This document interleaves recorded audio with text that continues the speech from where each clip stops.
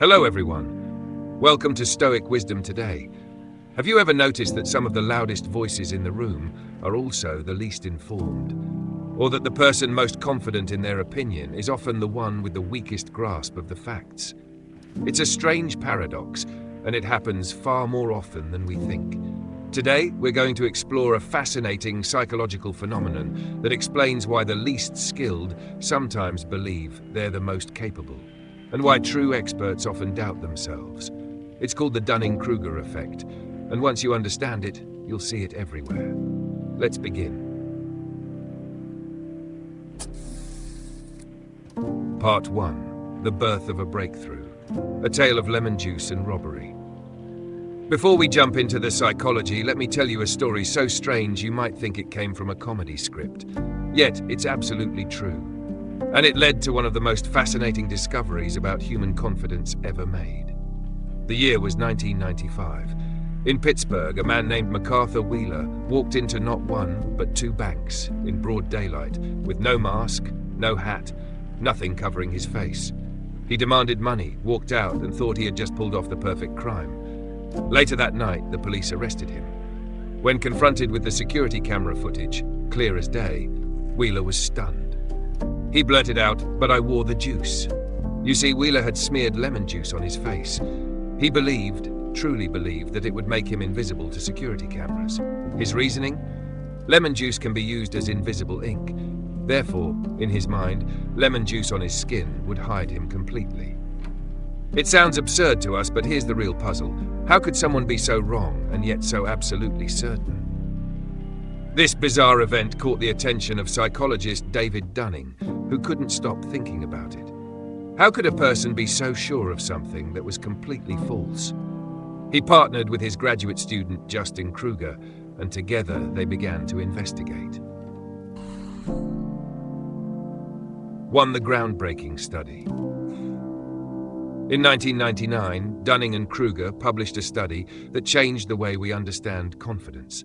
They tested people in areas like humor, grammar, and logic. After each test, participants had to estimate how well they performed compared to others. The results were shocking. People in the bottom 25%, those with the least skill, drastically overestimated their performance. Many thought they were above average when they were actually far below it. Meanwhile, the top performers often underestimated themselves, thinking they were just average, even when they were the best in the group. The finding was clear. The less you know, the less you realize how little you know. Dunning later summed it up perfectly. The skills needed to produce a correct answer are the same skills needed to recognize a correct answer. If you don't have those skills, you can't see your own mistakes. 2. Why this matters. This is more than a funny story about lemon juice. It reveals a deep truth about human nature. We are not always the best judges of our own abilities. In fact, those who know the least can sometimes feel the most certain, while true experts are often more aware of what they don't know. This discovery became known as the Dunning-Kruger Effect, and it's not just a lab curiosity. It shows up in workplaces, politics, medicine, and even in our personal relationships. In the next part, we'll break down exactly how this effect works and why it can make beginners overconfident while making experts second-guess themselves. Part 2. The Curve of Confidence, from Mount Stupid to Mastery. Once you hear the story of MacArthur Wheeler and understand the Dunning-Kruger Effect, the next question is, why does this happen?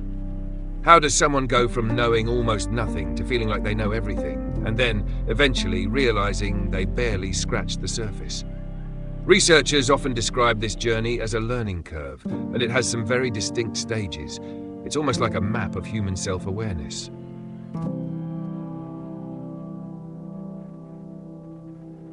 Stage 1. Mount Stupid. This is where beginners often find themselves. They've just started learning something. Maybe it's cooking, playing guitar, coding, or even investing in the stock market. They pick up a few basics, have a little early success, and suddenly feel like they're ready to give TED Talks on the subject. It's not arrogance in the malicious sense. It's simply the illusion that a small amount of knowledge equals mastery.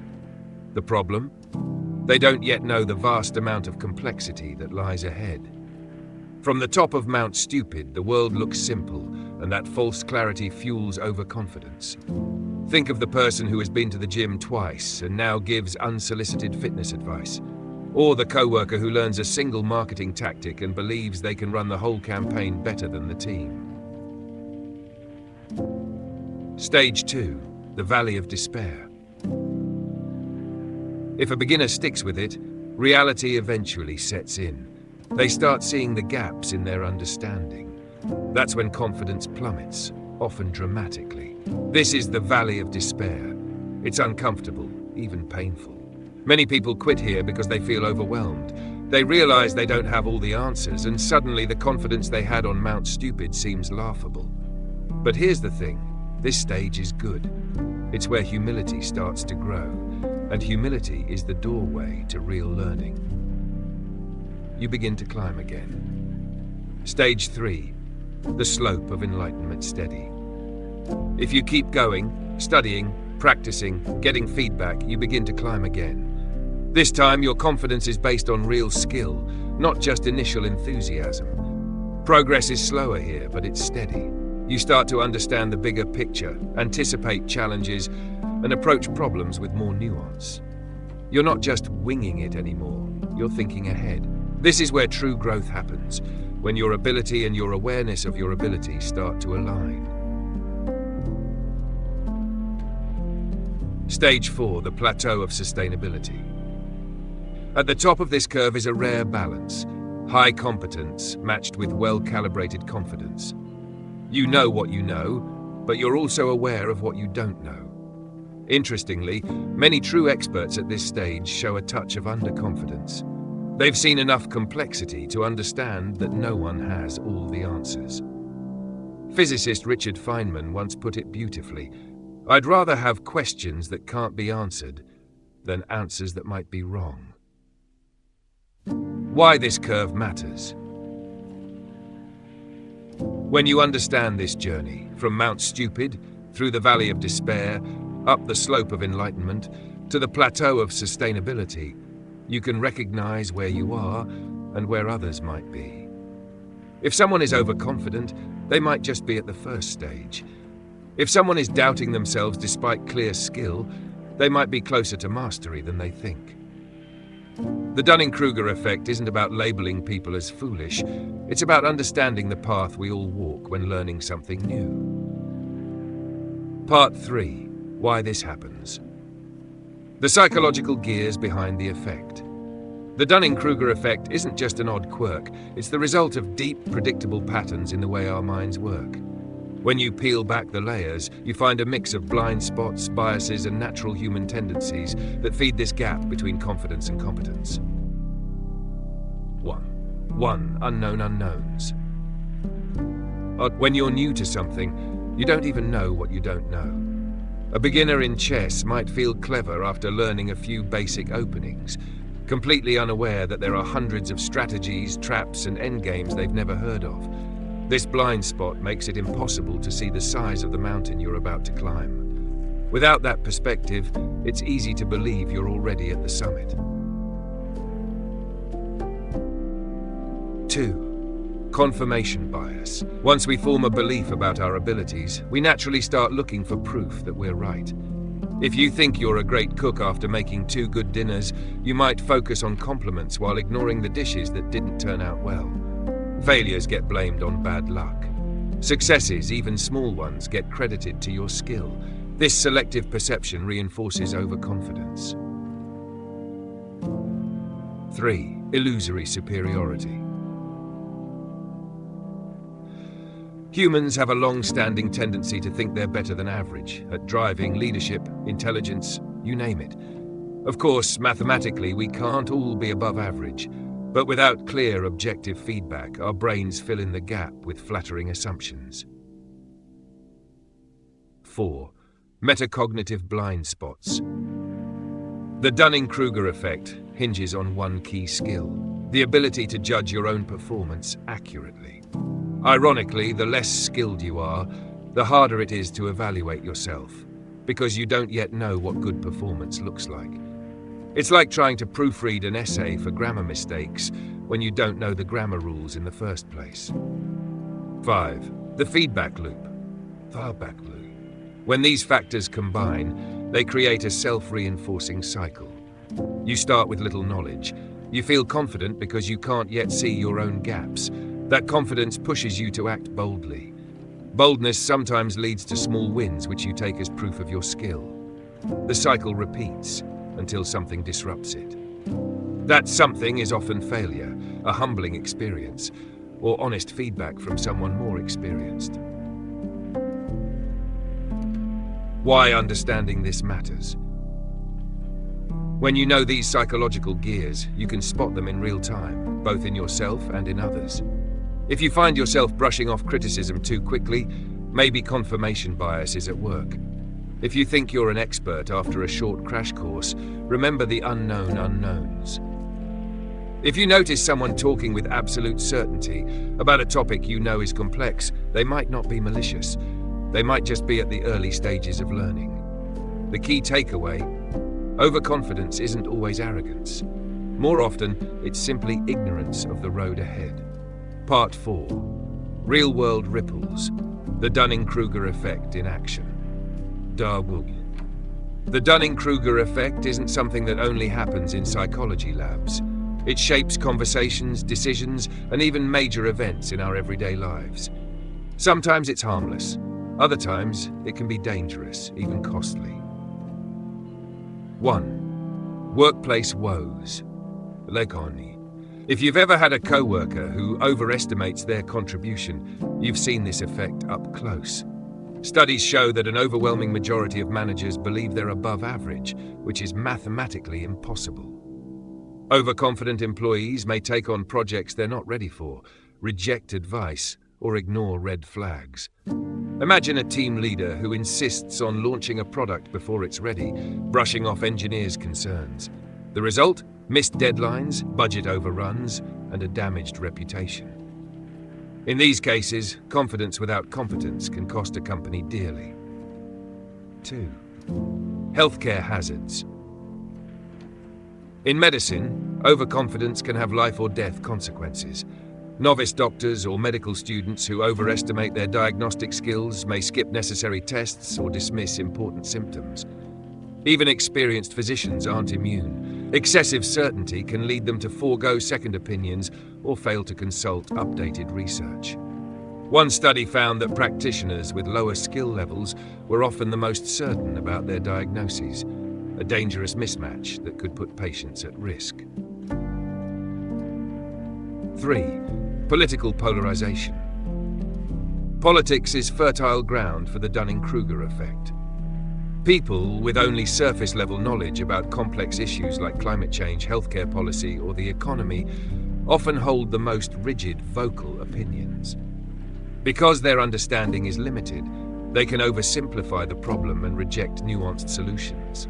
The danger is that confident but uninformed voices often dominate public debate, drowning out experts and pushing policies based on half-truths. 4. Social media soapboxes. The internet has amplified the effect dramatically. Anyone can post a bold opinion, and the most confident voices, not necessarily the most informed, often go viral. A person might read a single article or watch a short video, then declare themselves an expert to thousands of followers. These confident proclamations can spread misinformation quickly as people share content that sounds right without verifying it. 5. Everyday life examples. The Dunning-Kruger effect isn't limited to high-stakes situations. It shows up when a new driver thinks they're better than most after passing the test. A first-time investor believes a few lucky trades mean they've mastered the market. A weekend chef starts giving professional-level cooking advice after a few successful dinners. In each case, confidence runs ahead of competence, and reality eventually catches up. The cost of overconfidence. The cost of overconfidence. While confidence can be inspiring, when it's disconnected from reality, it can waste resources, damage relationships, spread misinformation, create resistance to learning. The lesson here isn't to avoid confidence altogether. It's to pair confidence with humility, the willingness to check ourselves, seek feedback, and keep learning. Part 5. Cultural Contexts in the Digital Age. The Dunning-Kruger Effect is a human phenomenon, but it doesn't play out the same way everywhere. Culture, values, and environment all shape how confidence and competence show up and how they're rewarded. 1. Cultural differences in confidence. In Western societies, especially in the United States, self-promotion is often celebrated.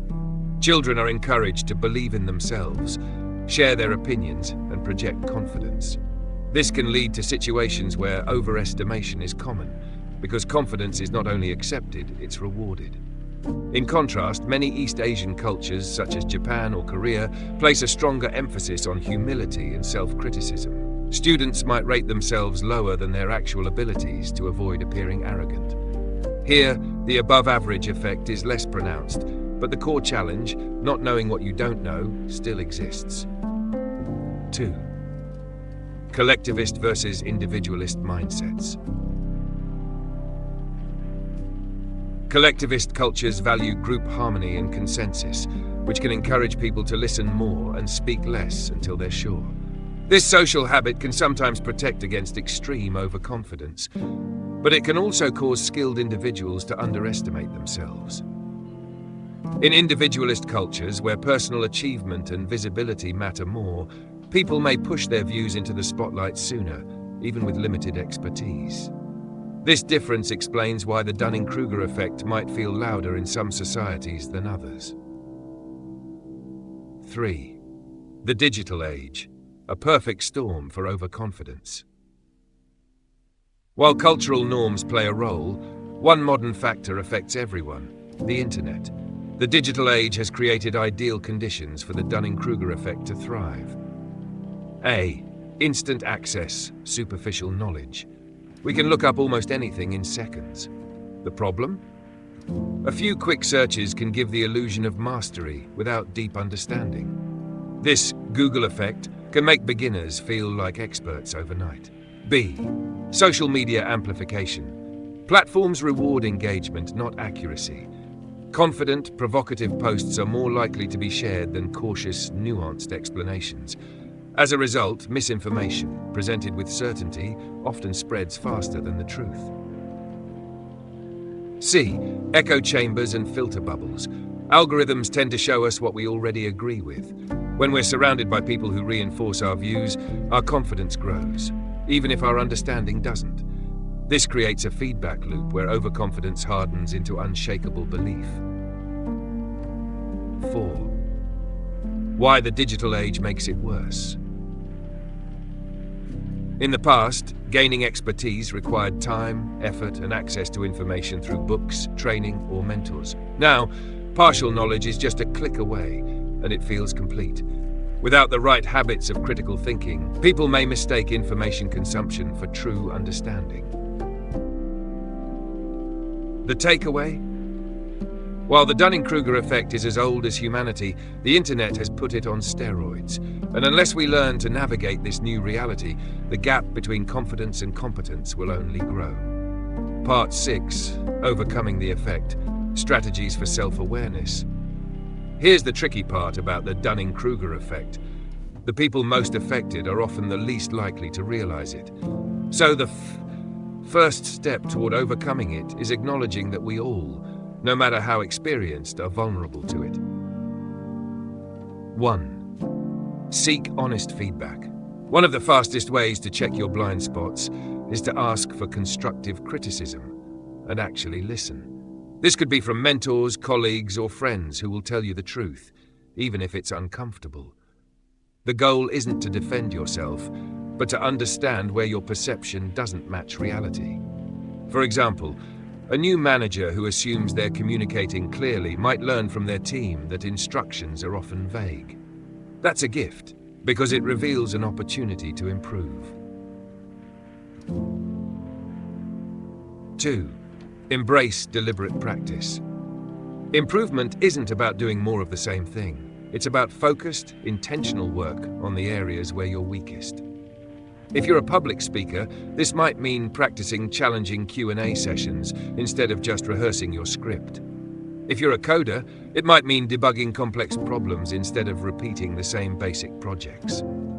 Deliberate practice is humbling, but it builds real competence, and with it, well-calibrated confidence. 3. Reflect on your thinking. This is called metacognition, the ability to think about your own thinking. It means regularly asking, what might I be missing? Could I be wrong here? What evidence would change my mind? When you train yourself to pause and question your assumptions, you leave less room for overconfidence to take root. 4. Get comfortable with I don't know. In many workplaces and social settings, admitting ignorance can feel like weakness, but in reality, it's a mark of strength. It shows you value truth over image. Saying, I don't know, but I'll find out, keeps the door open for learning and prevents you from bluffing your way into costly mistakes. 5. Learn from true experts. Spend time studying people who have mastered their craft. Notice how they talk about their work, often with humility, curiosity, and respect for its complexity. As philosopher Socrates put it, I know that I know nothing. This mindset, called epistemic humility, is the antidote to the Dunning-Kruger trap. 6. Break the feedback loop. If you live in an environment that rewards confidence without competence, change it. This might mean diversifying the voices you listen to, exposing yourself to dissenting opinions, or seeking environments where performance is measured by results, not rhetoric. The essence of overcoming the Dunning-Kruger effect isn't about being less confident. It's about making sure your confidence matches your competence. That alignment is where credibility is built, trust is earned, and growth becomes unstoppable. Part 7. The bigger picture and why it matters. The Dunning-Kruger effect might sound like a curiosity for psychologists, but it has very real consequences for individuals, organizations, and entire societies. 1. Impact on democracy. In democratic societies, every voice matters. But when overconfident voices with little knowledge dominate the conversation, the results can be damaging. Think about elections where complex issues like climate change, healthcare, or economic reform are reduced to overly simple slogans. A voter with surface-level understanding but unshakable certainty can be more influential than a quiet expert, simply because they speak louder, not because they know more. Over time, this can lead to policies that are appealing in theory but harmful in practice. 2. Impact on organizations. Inside companies, confidence often gets mistaken for competence. A manager who sounds decisive may be promoted over someone who actually delivers results but doesn't self-promote as aggressively. This is how narcissistic or ill-prepared leaders end up steering teams, and sometimes entire organizations, into trouble. When competence takes a backseat to charisma, decision-making suffers, innovation stalls, and employee morale declines. In some cases, the cost is measured in millions of dollars and years of lost opportunity. 3. Impact on science and public health. We've seen the risks clearly during public health crises. Loud, confident voices dismissing scientific consensus can sway large portions of the population, even in the face of overwhelming evidence. This was especially visible during the COVID-19 pandemic, where misinformation spread faster than verified facts. When people follow overconfidence instead of expertise, public trust erodes and progress slows. 4. The cultural angle. In cultures where self-promotion is celebrated, like much of the United States, the Dunning-Kruger effect can flourish. But in more humility-oriented cultures, the opposite problem can emerge. Competent individuals may underestimate themselves so much that they fail to share valuable insights. Both extremes are problematic. The goal isn't to suppress confidence, it's to calibrate it. And 5. Building a better system. If we want to reduce the harm caused by this bias, We have to reward the right things. Promote leaders based on proven competence, not just presentation skills. Create feedback loops that reward learning and improvement over sheer bravado. Encourage open dialogue, where people feel safe admitting what they don't know and seeking input from others. Imagine a workplace where saying, "I'm not sure, let's find out," earns more respect than pretending to know the answer. Or a political climate where candidates win points for changing their minds in light of new evidence. That's the kind of environment where competence can truly rise to the top. It's cool. Why it matters to you.